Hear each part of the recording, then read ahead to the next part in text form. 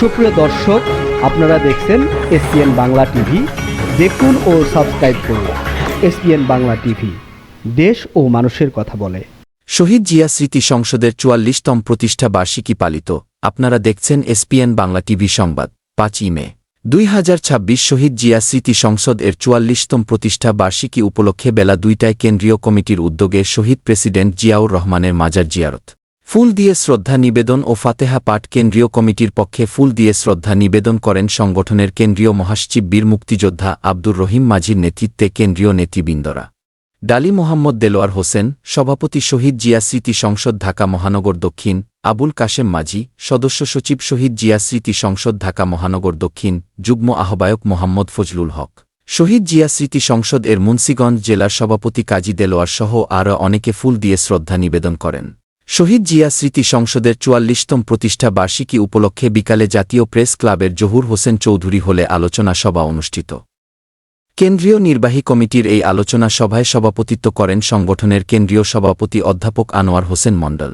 স্বাগত বক্তব্য রাখেন সংগঠনের কেন্দ্রীয় মহাসচিব বীর মুক্তিযোদ্ধা আব্দুর রহিম মাঝি।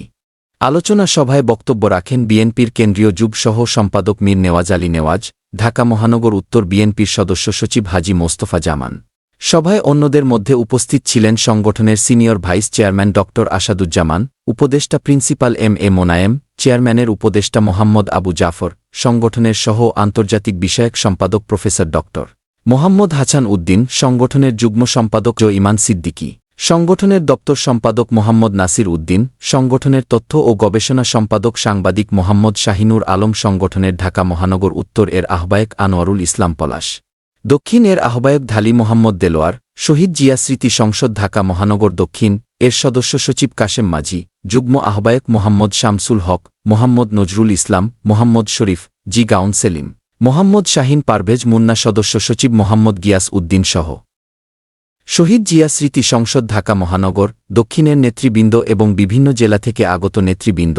আলোচনা সভায় বক্তারা শহীদ প্রেসিডেন্ট জিয়াউর রহমান এর স্মৃতি বিজড়িত বিভিন্ন ঘটনা তুলে ধরেন। তারা দেশ ও জাতির উন্নয়নে জিয়াউর রহমানের দেশপ্রেম ও সততাকে অগ্রাধিকার দিয়ে বর্তমান সরকারকে এগিয়ে নিয়ে যাওয়ার পরামর্শ দেন। তারা জিয়াউর রহমান এর ১৯ দফা এবং বর্তমান সরকারের ৩১ দফা দেশের উন্নয়নের মূল মন্ত্র বলে অভিহিত করেন। বক্তারা জিয়াউর রহমান সম্পর্কে অধিকতর গবেষণার উপর জোর দেন। এসপিএন বাংলা টিভি দেখুন, লাইক করুন, শেয়ার করুন, সাবস্ক্রাইব করুন, আমাদের সঙ্গে থাকুন। সাংবাদিক আজিজুল হক মিন্টুর প্রতিবেদন দেখুন।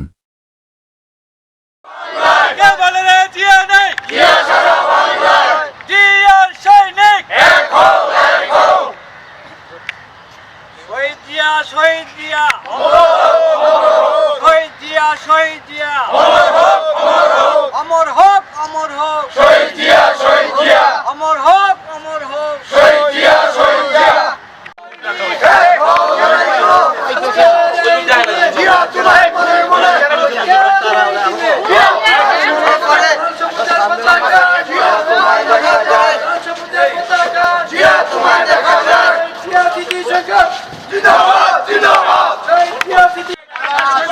শহীদ জিয়া স্মৃতি সংসদ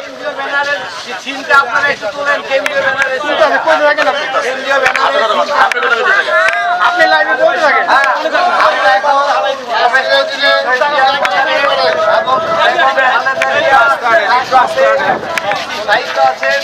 এবং আমরা আসতে কিছুক্ষণের ভিতরেই আমরা আগে বাজারে যাচ্ছি।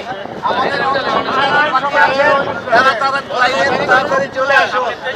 আমাদের এই সংগঠনের নাম হচ্ছে শহীদ জিয়া স্মৃতি সংসদ। আমাদের সারা লাইভ রেডি করলে লাইভে দিয়ে দেবো। হ্যাঁ,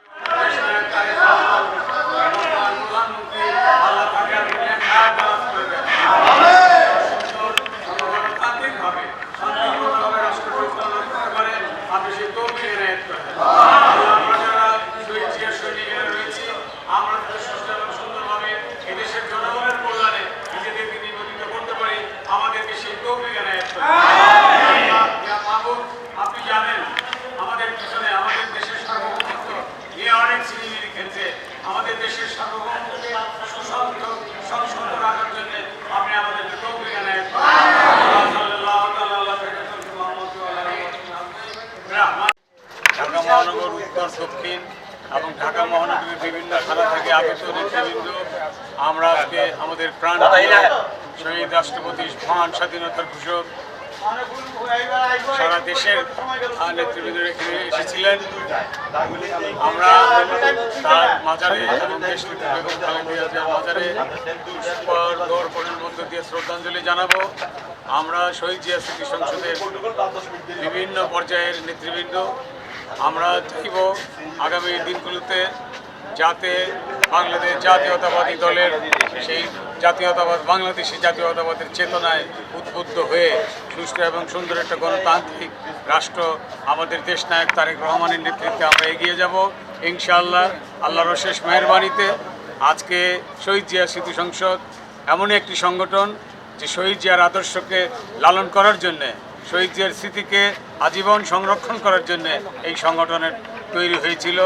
আমরা ইনশাআল্লাহ শহীদ জিয়ার স্মৃতিকে অম্লান করে রাখার জন্যে, তার আদর্শকে ধারণ করে বাস্তবায়িত করার মাধ্যমে শহীদ জিয়াকে চিরস্মরণীয় করে রাখবো ইনশাআল্লাহ, সেই প্রত্যয় ব্যক্ত করছি।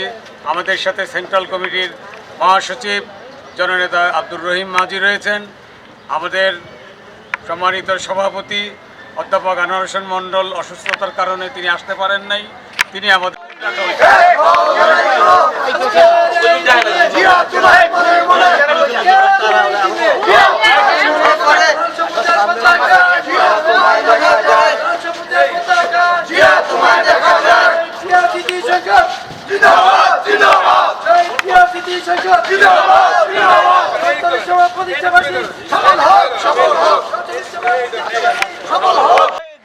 শহীদ জিয়া অমর হোক, অমর হোক। ধন্যবাদ সবাইকে।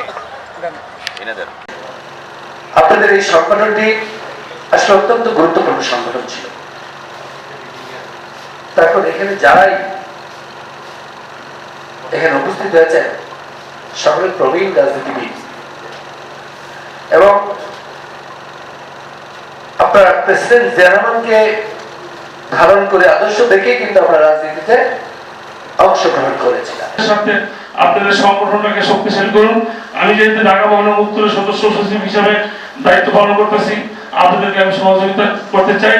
ঢাকা মহানগরের প্রায় 26টা থানা আছে, সব থানা কমিটিগুলো আপনারা করেন, সব থানা যখন শক্তিশালী হয়ে যাবেন আপনারা অবশ্যই একটা অঙ্গ সংগঠন হিসাবে অবশ্যই সুযোগ পাওয়ার সম্ভাবনা আছে।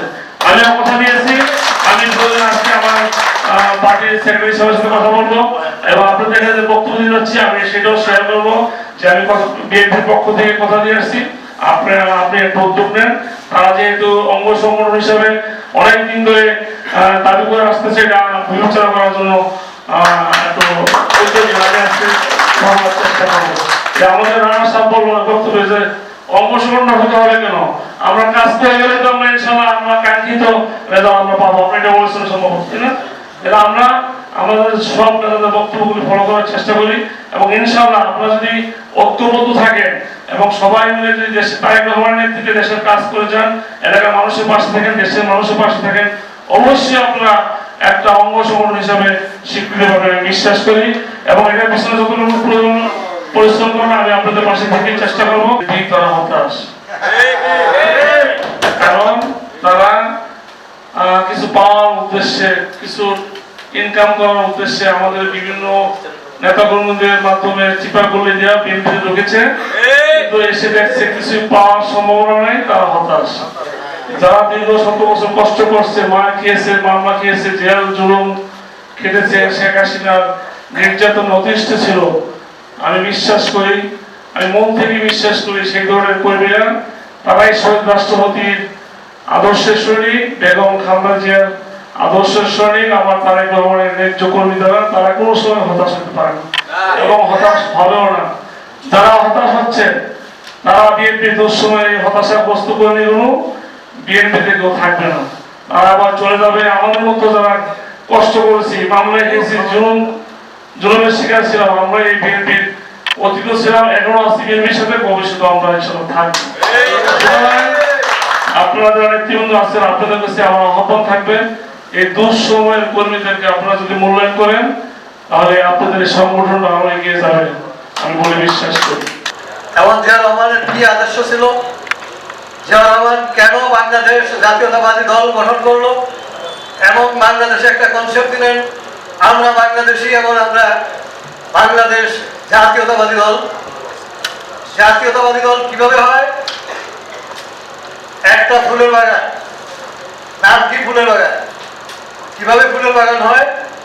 গোলাপ, জবা, চামেলি, জুঁই, বকুল, আরো বিভিন্ন ফুল সব মিলে হয় ফুলের বাগান।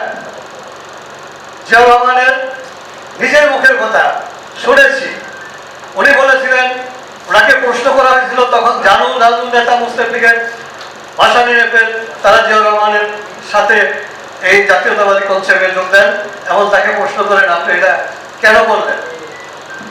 জিয়াউর রহমান উত্তরে বলেছিলেন, এই দেশে হিন্দু, মুসলিম, বৌদ্ধ, খ্রিস্টান, মারমা, চাকমা এবং আরো বহু জাতি আছে। এখন যদি আমি বলি শুধু বাঙালি, এরা বিভক্তি হয়ে যাবে। একটা বিভক্তি কিন্তু হয়েও গেছে। স্বাধীন হওয়ার পরে যখন চাকমাদেরকে বলা হলো যে তোমরা সব বাঙালি হয়ে যাও, চাকমারা খেপে গৃহযুদ্ধ শুরু করে দিল। জিয়াউর রহমান সেখানে সফল হয়েছিলেন এই জাতীয়তাবাদী কনসেপ্ট ঘোষণা করে। উনি বলেছিলেন সকল জাতির মানুষ একটি পরিচয় বেঁচে থাকবে, সেটা হলো বাংলাদেশ জিন্দাবাদ। নিয়ে যেতে হবে শহীদ জিয়াকে। আজকে আমরা শহীদ জিয়াকে শুধু জানি যে 71 সালে শহীদ জিয়া স্বাধীনতার ঘোষণা করেছিলেন, কিন্তু না, শহীদ জিয়া তার আগে থেকে বিখ্যাত। 1965 সালে যখন ভারত পাকিস্তান যুদ্ধ হয়, সে ভারত পাকিস্তান যুদ্ধে শহীদ জিয়াউর রহমান সেই সময় পাকিস্তানের একটা ইউনিটকে উনি কমান্ড করতেন। সেই উপস্থিত সুধী মণ্ডলী, আসসালামু আলাইকুম ওয়া রাহমাতুল্লাহি ওয়া বারাকাতুহু। শহীদ জিয়া স্মৃতি সংসদ, এই সংগঠনটি আমাদের প্রাণপ্রিয় নেতা, এদেশের বহুদলীয় গণতন্ত্রের প্রবক্তা, মহান স্বাধীনতার ঘোষক শহীদ রাষ্ট্রপতি জিয়াউর রহমানের স্মৃতিকে সংরক্ষণ করা এবং তার কর্মজীবন নিয়ে গবেষণা করা এবং তার আদর্শকে আমাদের মধ্যে লালন করার মানুষে শহীদ জিয়া স্মৃতি সংসদ গঠিত হয়েছে। মুক্তিযোদ্ধা, আমি হাফ মুক্তিযোদ্ধা। এখানে আপনারা বলবেন যে হাফ মুক্তিযুদ্ধে কি ভাই? আমি একটু লম্বায় আছিলাম, খাটো, তাই সেই হিসাবে আমার এখানে গুলি পেটি কান্দে দিত।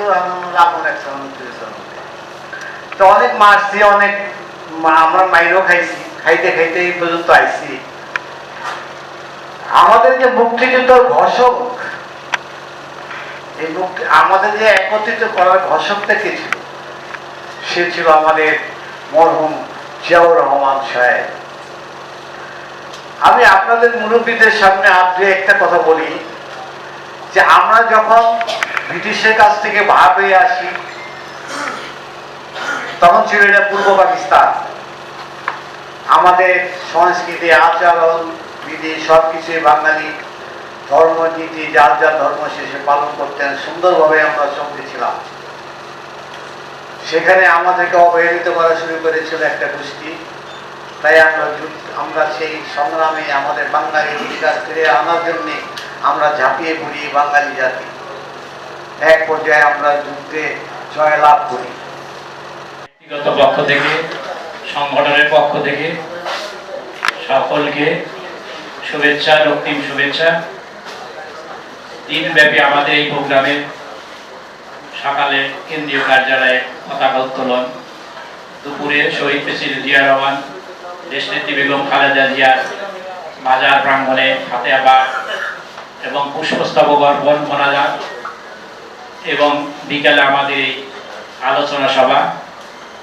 এখানে একটা বিষয় আপনাদেরকে অবগত করি, আমরা কেন্দ্রীয়ভাবে এখানে প্রোগ্রাম করছি, পাশাপাশি আমাদের 8 বিভাগের মধ্যে 7টা জায়গায় এই প্রোগ্রামটা হচ্ছে। আমাদের বরিশাল, রাজশাহী, ময়মনসিংহ, রংপুর আমাদের এই প্রোগ্রামগুলো চলছে।